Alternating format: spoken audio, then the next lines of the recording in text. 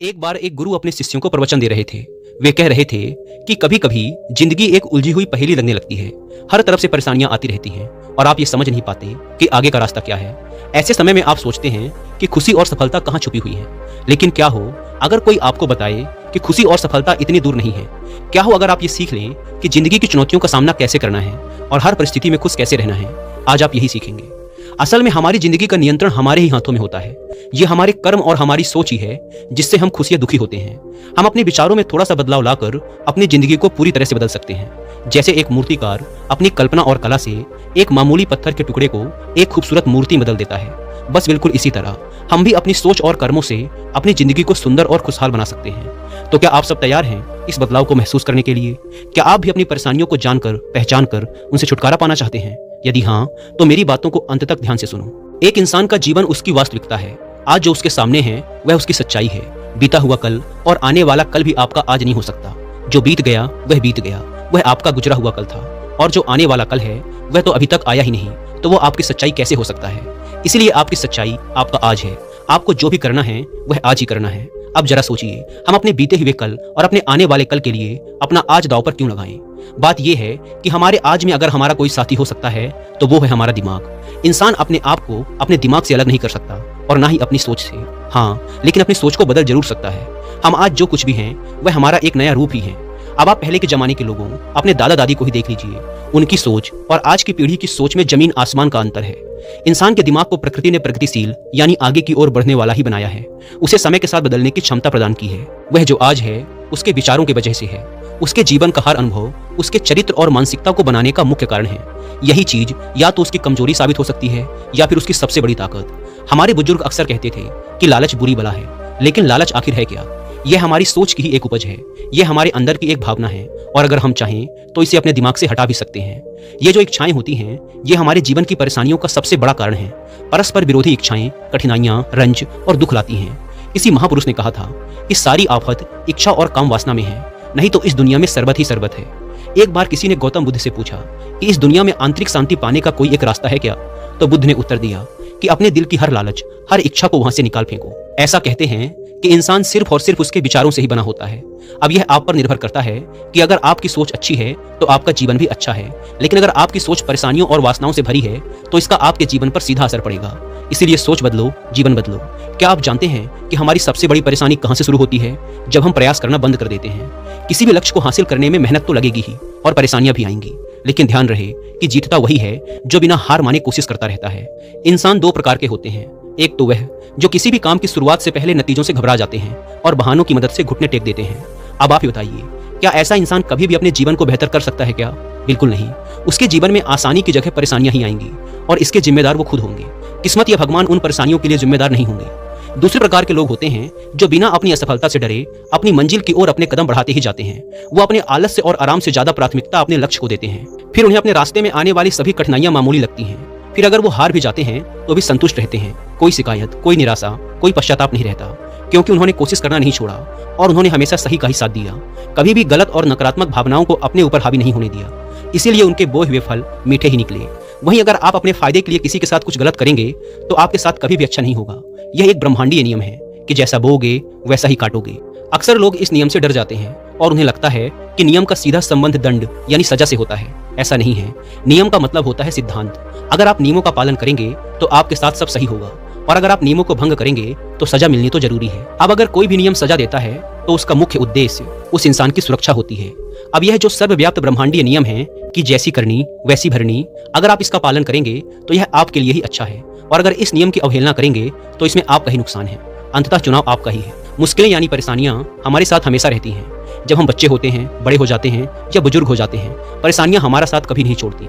लेकिन जैसे जैसे हमारी उम्र बढ़ती है और हम अपने बीते सालों पर नजर डालते हैं, तब हमें उस गुजरे समय की परेशानियां काफी छोटी और सरल लगने लगती हैं। अब आप पढ़ाई को ही ले लीजिए। जब हम विद्यालय में पढ़ते थे तब हमें वहां की पढ़ाई बहुत मुश्किल लगती थी, लेकिन जब बड़े हुए और वास्तविक दुनिया से सामना हुआ तब इस बात का एहसास हुआ कि छात्र जीवन तो हमारी जिंदगी का एक स्वर्णिम समय था। असल जंग तो यहाँ शुरू हुई है। क्या आप सबको पता है ऐसा क्यों होता है? जिंदगी में मुश्किल भरा समय बीत जाने के बाद वो मुश्किल इतनी आसान क्यों लगने लगती है? क्योंकि तब तक हम उस परेशानी की गहराई को समझ चुके होते हैं, उसके आदी हो चुके होते हैं। अगर वापस से हमें वैसे ही मुश्किलों का सामना करना पड़े तो हम अपने पुराने अनुभव की वजह से उसका अच्छे से और ज्यादा चतुराई से सामना कर पाएंगे। अचानक समस्या आ जाने पर घबरा जाना एक आम बात है, लेकिन हमें यहीं पर संभलना है। जब हम घबराते हैं तो गलतियां कर बैठते हैं, इसीलिए अपने दिमाग पर नियंत्रण करना और उसमें चल रहे विचारों को समझना बहुत जरूरी है। अगर आपने यह रुकावट पार कर ली तो समझो परेशानी गायब हो जाएगी। मानसिक स्थिरता सबसे जरूरी चीज है, क्योंकि मुश्किल समय में आपको गलत तरीके अपनाने के विचार भी आते हैं, लेकिन इन विचारों पर लगाम लगाना ही असल परीक्षा है। अगर आप अपनी परेशानियों का दोष दूसरों पर डालेंगे तो कभी भी उस परेशानी से निकल नहीं पाएंगे। जीवन की आधी से ज्यादा परेशानियों का मुख्य कारण यही है कि इंसान अपने विचारों को और अपने दिमाग को सही से संतुलित नहीं कर पाता। किसी ने बिल्कुल ठीक ही कहा है कि आप सबसे ज्यादा धैर्य एक धैर्यहीन इंसान के साथ रहकर ही सीख सकते हैं। अगर आप उसके धैर्यहीन स्वभाव के साथ खुद भी अपना धैर्य खो देंगे तो फिर उस परिस्थिति का सामना कैसे कर पाएंगे? बिल्कुल यही संबंध हमारा और हमारी मुश्किलों का भी है। मुश्किल परिस्थितियों के समय में अगर हम अपने दिमाग का संतुलन गंवा देंगे तो हम अपने ही जीवन को मुश्किल बना लेंगे। इसीलिए दिमाग और विचारों का उचित संतुलन सबसे ज्यादा जरूरी है। आप समझते हैं कि व्यक्तिगत स्वतंत्रता का मतलब क्या होता है और यह हमें हमारी जीवन की समस्याओं को सुलझाने में कैसे मदद कर सकती है? व्यक्तिगत स्वतंत्रता का मतलब है कि हर इंसान अपने व्यक्तिगत निर्णयों के लिए स्वतंत्र है। जैसे जब आप बाजार जाते हैं तो वहां से अपने लिए कुछ खरीदना है, क्या खरीदना है और क्या नहीं, ये पूरी तरह से आपकी व्यक्तिगत पसंद होती है। आप किसी पर भी कुछ खरीदने के लिए दबाव नहीं डाल सकते। इसी तरह व्यक्तिगत स्वतंत्रता का अर्थ है कि हर इंसान अपने विचारों का जिम्मेदार खुद होता है। आप सिर्फ अपने विचारों को बदलने की और उन्हें सही दिशा में लगाने की जिम्मेदारी ले सकते हैं, लेकिन दूसरों के विचारों की नहीं। एक पवित्र इंसान दूसरे अपवित्र इंसान की सोच या जीवन को नहीं बदल सकता, लेकिन हाँ, वह अपने आत्मज्ञान की यात्रा में मिले अच्छे अनुभवों से दूसरे को समझा जरूर सकता है। जब भी कोई अनुभवी व्यक्ति हमें हमारे जीवन से संबंधित कोई सलाह दे तो हमें यह नहीं सोचना चाहिए कि मैं उसकी सलाह क्यों लूं, मैं जो कर रहा हूं वही सही है। कभी कभी हमें अपने से ज्यादा अनुभवी लोगों की बात मान लेनी चाहिए, क्योंकि वे उस मुसीबत से पहले ही गुजर चुके होते हैं। अगर आप उनकी बात नहीं मानते फिर जो भी परिणाम रहेगा उसके जिम्मेदार आप खुद होंगे। अगली चीज कि कोई भी काम छोटा या बड़ा नहीं होता, काम तो काम होता है और आपका काम ही आपकी असल पहचान बनाता है। मान लो अगर आपको एक बहुत बड़ा व्यापारी बनना है तो आपको शुरुआत एक छोटे काम से ही करनी पड़ेगी। धीरे धीरे कदम दर कदम आप आगे बढ़ेंगे। अगर आपकी सोच और आपके कर्म एक हो गए तो एक दिन आप बहुत बड़े व्यापारी बन जाएंगे।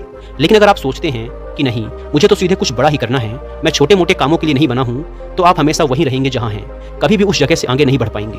ध्यान रखिएगा कि बादलों के ऊपर उड़ने वाला एक बाज भी अपनी ऊंची उड़ान की शुरुआत जमीन से ही करता है। जब हम समझ जाते हैं कि हर काम की अपनी एक अहमियत है तो कोई काम छोटा नहीं लगता। असल में कर्म करते रहना ही असल जिंदगी है। हमारी शारीरिक और मानसिक क्रियाएं ही जीवन का असली सार हैं। जो लोग ज्यादा मेहनत करते हैं, जैसे मजदूर, किसान या सिपाही, वो लोग शारीरिक रूप से ज्यादा मजबूत होते हैं उन लोगों से जो सिर्फ एक जगह बैठकर काम करते हैं। इसी तरह जो इंसान ज्यादा मानसिक कार्य करता है और जिंदगी का हर फैसला सोच समझ कर लेता है, वह अमर हो जाता है। उसे उसकी समझदारी के लिए मरने के बाद भी याद किया जाता है। हमारे कर्म बीज की तरह हैं, जो आज हम बोते हैं वही कल हमें फल देंगे। आलसी इंसान नकारात्मक ऊर्जा को ही आकर्षित करता है, वही मेहनती इंसान अपने छोटे से छोटे काम में भी मेहनत और सफलता के बीज बोता है। इसीलिए उसे हर काम में सम्मान और सफलता मिलती है। आप जो भी काम करते हैं, बड़ा या छोटा, उसकी इज्जत कीजिए, वह भी आपको इज्जत दिलाएगा। हमारे दिमाग में सही और गलत की जंग हमेशा चलती रहती है। जीवन की हर परिस्थिति में हमारे दिमाग में दोनों तरह के विचार आते हैं। सही विचार यानी अच्छे और कल्याणकारी विचार, और गलत विचार यानी ऐसे विचार जिसमें सिर्फ हमारा ही फायदा हो और सामने वाले का नुकसान। अक्सर हमारा दिल अच्छे विचारों को बढ़ावा देता है और दिमाग बुरे विचारों की तरफ ज्यादा आकर्षित होता है। यह जंग हमेशा हमारे दिमाग में चलती रहती है और इसमें जीत किसकी होगी यह पूरी तरह से हम पर ही निर्भर करता है। जब हम इस जंग को सकारात्मक तरीके से जीतते हैं तब हम जीवन को सही नजरिए से जीना सीख लेते हैं। अगर हमारे जीवन में कभी किसी के साथ किसी भी बात पर मतभेद होता है तब हम बहसबाजी या लड़ाई झगड़े की बजाय शांति पर विश्वास करते हैं, क्योंकि हम जानते हैं कि लड़ाई से पीछे हटना ही समझदारी है। असल में लड़ाई हमारे मन की लालच, स्वार्थ, जलन और बुरी सोच का नतीजा है, जबकि शांति हमारे मन के सुकून, करुणा और दया का नतीजा है। क्रोध बहुत ही बुरी चीज है, यह हमें अपनी ही आग में जलाता रहता है और इस आग की जलन से हम अपने अंदर की खूबसूरत ठंडक को महसूस करना भूल जाते हैं। लेकिन यह हमारी ही व्यक्तिगत जिम्मेदारी है कि हम अपनी समझदारी से अपने क्रोध को काबू करें, तभी हम बहुत सारी मुश्किलों से बच सकते हैं। क्रोध पर काबू पाने का एक आसान तरीका है और वो है लंबी और गहरी सांसें लेना और छोड़ना। जब भी आपको क्रोध आए और कुछ भी समझ में ना आए तो आप यह अभ्यास कर सकते हैं। आपका क्रोध जल्दी शांत हो जाएगा और फिर आप उस परिस्थिति का शांति व स्थिरता से सामना कर पाएंगे।